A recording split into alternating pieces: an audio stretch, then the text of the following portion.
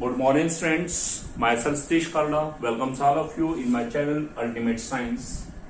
और आज हम लेके आए बेटा class +2 chapter number 1 the solid state का topic the types of substances on the basis of conduction of electricity. कि इलेक्ट्रिसिटी की कंडक्शन के बेस पर कि इलेक्ट्रिसिटी कंडक्ट होगी या नहीं होगी या कम होगी या ज्यादा होगी, इसके बेस पर सब्सटेंसेस की types. So there are three types of substances on the basis of conduction of electricity. First is conductor, second is semiconductor, third is insulator. In lower classes you have studied about this. Conductors, name से indicate हो रहा है conduct करना। किस चीज को conduct करना? Electricity को. Which means those substances which allow electric current to pass through them to large extent. जो अपने अंदर से इलेक्ट्रिसिटी को बहुत ज्यादा पास होने देते हैं, यानी कि बिना किसी हिंड्रेंस के, बिना किसी रुकावट के, that are called conductors. Semiconductors, semi means thoda, those substances which allow electric current to pass through them to small extent, जो थोड़ा बहुत पास होने देते हैं, they are called semiconductors. And insulators, those substances which do not allow electric current to pass through them, आपने अंदर से electric current को बिल्कुल पास ही नहीं होने देते, तो these are called insulators. उन्हें क्या बोलते हैं? insulators. क्लियर हो गया चीज? ये हम लोअर क्लास में पढ़ भी चुके हैं। अब हमारे पास आता है types of substances on the basis of conduction of electricity on the basis of band theory. हमारे पास एक बैंड थ्योरी है, बैंड थ्योरी के अकॉर्डिंग हमें सब्सटेंस की टाइप्स बतानी है और इलेक्ट्रिसिटी कंडक्शन के बेस पर। तो क्या है ये बैंड थ्योरी? ध्यान से समझेगा बैंड थ्योरी। बेटा आपने +1 क्लास के अंदर एटॉमिक ऑर्बिटल्स के बारे में सुना, ऑफ प्रिंसिपल में 1s 2s 2p 3s 3p ये सभी, और वहां आपने chemical bonding and molecular structure chapter 4 में वहां हमने पढ़ा था मॉलिक्यूलर ऑर्बिटल थ्योरी कि whenever two atomic orbitals having same energy and same orientation they will combine, they will form molecular orbital. याद कीजिएगा, जैसे 1s और 1s मिला था तो उससे हमारे पास दो मॉलिक्यूलर ऑर्बिटल बने थे, one is sigma 1s, second क्या था? Sigma star 1s। पाई 2px और 2px मिले थे, उनसे भी दो बने थे, पाई 2px पाई स्टार 2px। यानी कि इनमें से पाई 2px क्या था? Bonding molecular orbital lower energy, और पाई स्टार 2px क्या था? Anti bonding molecular orbital that is of higher energy. तो उसी चीज को हम दोबारा लेके चलेंगे। We know about atomic orbitals. Whenever atomic orbitals will combine, कौन सा atomic orbital? Of same energy and same orientation will combine, then they will form molecular orbital. And molecular orbitals are of two types. One is bonding molecular orbital that is of, नीचे ले देते हैं, उल्टा कर देते हैं। One is bonding molecular orbital and the second one is anti bonding molecular orbital. यानी कि बॉन्डिंग मॉलिक्यूलर ऑर्बिटल कौन सा होगा? Which is of lower energy without star, जैसे sigma 1s, sigma 2pz, pi 2px। And anti bonding molecular orbital it is of higher energy with stars, pi star 2px, pi star 2py, sigma star 2pz, sigma star 1s। Clear? ये सब चीजें। अब आगे ध्यान दीजिएगा, what is band? A set of molecular orbital is called band. कि जो molecular orbital है उनका एक सेट, उनके ग्रुपिंग को, स्पेसिफिक ग्रुपिंग को हम क्या बोलते हैं? Band. And bands are of two types. One is valence band, second is conduction band. अब ये किस बेस पर किसे बैलेंस बैंड बोलेंगे और किसे कंडक्शन बैंड? अब हम जानते हैं जब मॉलिक्यूलर ऑर्बिटल टू टाइप के हैं, one is bonding molecular orbital, second is anti bonding molecular orbital, तो सेम वैसे बैंड्स भी टू टाइप के, one is valence band, second is conduction band. इनमें से एक बैंड क्या होगा? बॉन्डिंग मॉलिक्यूलर ऑर्बिटल का सेट, और एक बैंड क्या होगा? एंटी बॉन्डिंग मॉलिक्यूलर ऑर्बिटल का सेट। तो याद रखना है वैलेंस बैंड क्या है? It is a set of bonding molecular orbital, यानी कि विदाउट स्टार वालों का। एंड कंडक्शन बैंड क्या है? It is a set of anti bonding molecular orbital. और अभी आपने पढ़ा जब बॉन्डिंग मॉलिक्यूलर ऑर्बिटल की एनर्जी क्या है? लोअर एनर्जी है हमारे पास, और एंटी बॉन्डिंग की एनर्जी कैसी है? Higher energy. तो सेम वे से जो बैंड बॉन्डिंग मॉलिक्यूलर ऑर्बिटल से बना है यानी कि वैलेंस बैंड, उसकी एनर्जी लो होगी, और जो band anti bonding molecular orbital से बना है यानी कि हायर एनर्जी वाले से बना है, कंडक्शन बैंड, उसकी एनर्जी क्या होगी? High.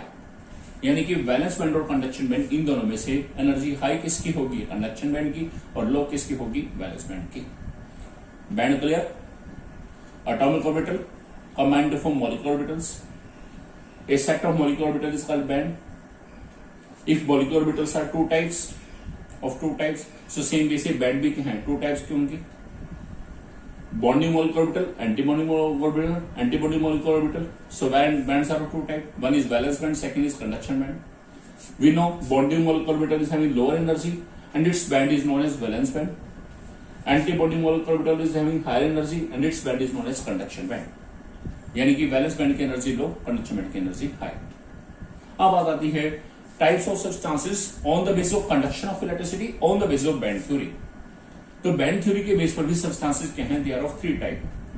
One is conductors, second is semiconductor, third is insulators. So what are conductors, what are semiconductors, what are insulators on the basis of band theory? तो first लेते हैं कंडक्टर्स.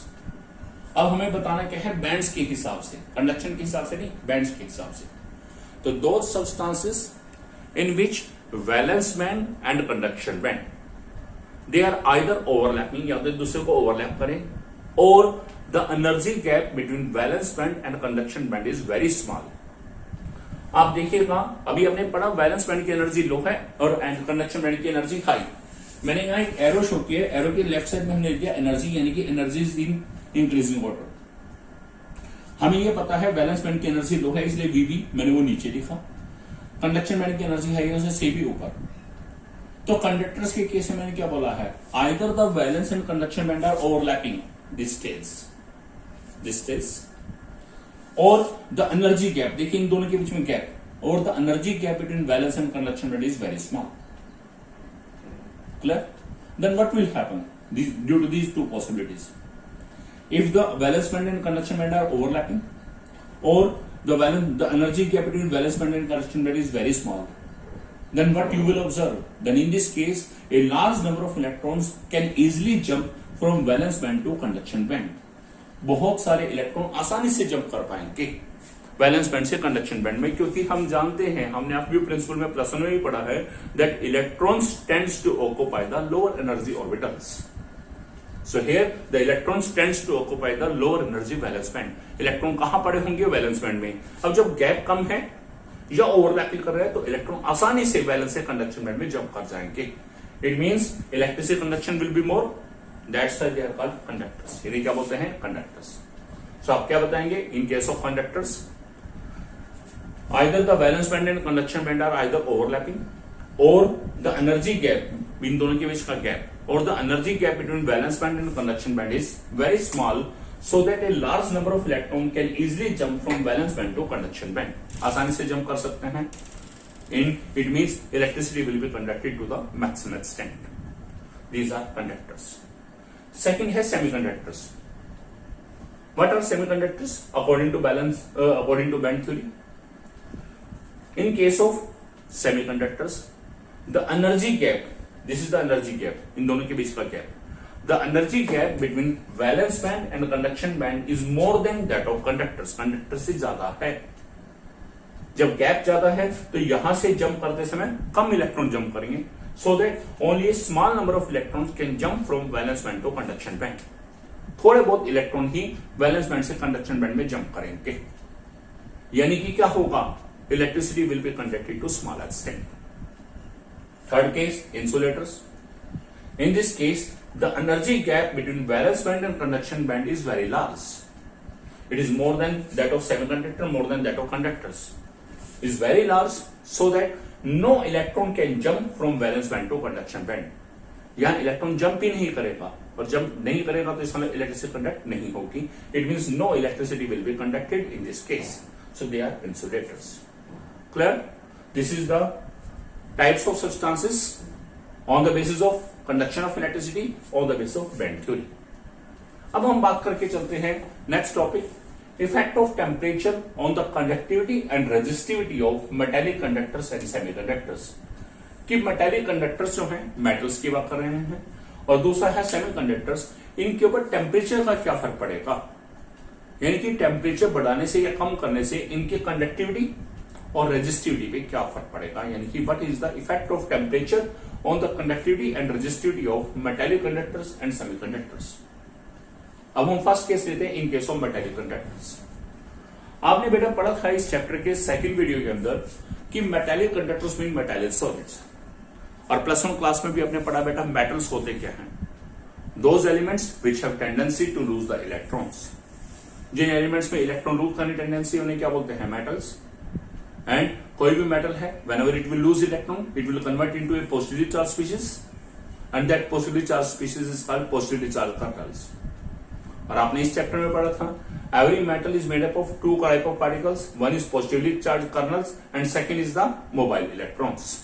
So ये एक metal है, plus sign represent positively charged kernels and minus sign represent mobile electrons.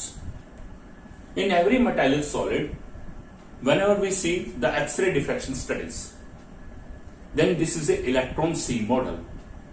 This is a electron C model. It means the arrangement of positively charged kernels and mobile electrons is also called electron C model. In the electron C model, these electrons, mobile electrons, they are free to move here and there. And these positively charged kernels, they are fixed just like the rocks in a sea. जैसे समुद्र के अंदर rocks जो हैं वो क्या होते हैं, फिक्स होते हैं, आइलैंड्स फिक्स होते हैं, और जो हमारे पास फिशेस वगैरह हैं, जो भी एक्स्ट्रा एक्वेटिक एनिमल्स हैं, वो सभी मूव करते हैं। तो ये सभी क्या हो गए, फिशेस माइनस वाले यानी कि इलेक्ट्रॉन्स, और ये पॉजिटिव चार्ज वाले क्या हो गए, rocks. And electrons are free to move here and there. It means they can conduct electricity. That's why metals are the good conductor of electricity. We know.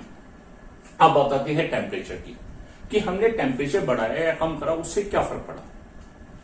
Whenever we increase the temperature in case of any metallic conductor या metallic solid, this is metallic solid. This is metallic solid. एक बार दोबारा बता रहा हूं, metallic solid के अंदर these positively charged kernels are fixed just like the islands or rocks in the sea, and these minus charged mobile electrons are free to move here and there just like the aquatic animals like fishes, whales, etc. These positively charged kernels are fixed. Whenever we increase the temperature in case of metallic conductor, अब हम metallic conductor में temperature increase करते हैं तब क्या होगा। Whenever we increase the temperature in case of metallic conductors, then what will be observed? क्या observe होगा, then these positively charged kernels which were earlier fixed, जो शुरू में फिक्स थे, they starts vibrating, ये वाइब्रेट करना शुरू कर देंगे, हिलना शुरू कर देंगे, और जैसे जैसे ये हिलेंगे they will create hindrance in the flow of electrons, वो इन इलेक्ट्रॉन्स के फ्लो में रुकावट डालेंगे। जैसे सपोज करो क्लासेस के अंदर बेंचेस जो हैं वो क्या होंगे, fix, they are the positively charged kernels, और जो हमारे पास स्टूडेंट्स हैं वो क्या हो गए, मोबाइल इलेक्ट्रॉन्स, इधर उधर मूव कर सकते हैं। स्टूडेंट्स आसानी से इधर उधर मूव कर रहे हैं, बेंच फिक्स है, जहां चांस की बात है वो बेंच हिलना शुरू कर दे, यानी कि पॉजिटिवली चार्ज करनल वाइब्रेट करना शुरू कर दे। तो जो वाइब्रेट करेंगे तो वो उस केस में क्या होगा, वो उन बच्चों की यानी कि वो उन स्टूडेंट्स की मूवमेंट में रुकावट डालेंगे, यानी कि उनके फ्लो को स्लो कर देंगे। तो यही सेम केस है, whenever we increase the temperature in case of metallic conductors, these mostly positively charged kernels which were earlier fixed, जो शुरू में फिक्स थे, they starts vibrating, ये वाइब्रेट करना शुरू करते हैं, and they create hindrance, रुकावट डालना शुरू कर देंगे in the flow of these mobile electrons. It means the flow of mobile electrons will be slowed down होता जाएगा. It means electricity conduction will decrease, और यदि इलेक्ट्रिसिटी कंडक्शन डिक्रीज होगी, it means conductivity will decrease, और resistivity क्या है, conductivity का उल्टा, यानी कि उल्टा चल रही है, यानी कि अपोजिट। इट मींस यहां क्या हुआ, टेम्परेचर बढ़ाने से इलेक्ट्रिसिटी कंडक्शन कम हुई मतलब क्या होगा, conductivity will decrease, so conductivity is inversely proportional to temperature. और रेजिस्टिविटी क्या है, इसका उल्टा है, कंडक्टिविटी का अपोजिट है, it means resistivity will increase, so resistivity is directly proportional to temperature. So in case of metallic conductors, conductivity of metallic conductors is always inversely proportional to temperature and resistivity is directly proportional to temperature. Clear? अब हम बात करके चलते हैं in case of semiconductors, semiconductor का case. अभी आपने band theory पढ़ा, बैंड थ्योरी में आपने क्या पढ़ा था, energy gap between valence band and conduction band is more than conductors, conductor से ज्यादा है, so that a small number of electrons can jump from valence band to conduction band. Electron यहां पर पड़े हैं, थोड़े बहुत इलेक्ट्रॉन यहां से यहां जंप कर रहे हैं। अब क्या होगा, टेम्परेचर बढ़ाने से, whenever we increase the temperature, then more number of electrons present in valence band will gain energy, मान लो शुरुआत के अंदर हम ये लेके चले यहाँ पर 100 इलेक्ट्रॉन्स हैं और 100 में से सिर्फ 10 इलेक्ट्रॉन जंप कर रहे थे वैलेंस से कंडक्शन में। अब हमने टेम्परेचर इंक्रीज किया तो टेम्परेचर इंक्रीज करने से क्या होगा, जो यहाँ 90 इलेक्ट्रॉन्स पड़े थे पहले, उन 90 में से भी 10 और 20 इलेक्ट्रॉन्स ने एनर्जी गेन कर ली। अब वो भी जंप कर रहे हैं in addition to earlier 10 electrons, कि शुरू में 10 थे, टेम्परेचर बढ़ाने से 20 ने एनर्जी और गेन कर ली, अब वो भी जंप करके। इसका मतलब कंडक्शन क्या होगा, इंक्रीज। इलेक्ट्रिसिटी कंडक्शन क्या होगा, इंक्रीज। इसका मतलब कंडक्टिविटी क्या होगी, इंक्रीज। सो समझिएगा ध्यान से, इन case of semiconductors the energy gap between valence band and conduction band is more than that of conductors. So a small number of electrons can jump from valence band to conduction band and electricity conduction is less. But whenever we increase the temperature, then more number of electrons will start jumping from valence band to conduction band due to the gain of energy. ये कहेंगे the more number of electrons present in valence band will gain energy and they start jumping from valence band to conduction band. And due to this, electricity conduction will increase. It means conductivity will increase. So here the conductivity is directly proportional to temperature in case of semiconductor. और अभी आपको मैंने बताया resistivity क्या है, इसका opposite है। तो कंडक्टिविटी यदि इंक्रीज हो रही है तो रेजिस्टिविटी क्या होगी, decrease. It means resistivity is inversely proportional to temperature. Clear?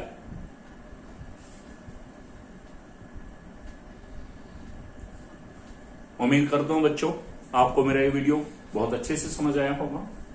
In case यदि आपको कोई भी प्रॉब्लम फील होती है तो आप मेरे चैनल पे कमेंट कर सकते हैं, और मेरे चैनल पे आने वाले फर्दर जितने भी वीडियोस हैं उन्हें ऑब्टेन करने के लिए, उन्हें असेस करने के लिए आप मेरे channel ultimate science by Satish कलरा को लाइक कीजिएगा, कमेंट कीजिएगा, उसे सब्सक्राइब कीजिएगा। Thanks for watching my video और मिलते हैं नेक्स्ट वीडियो।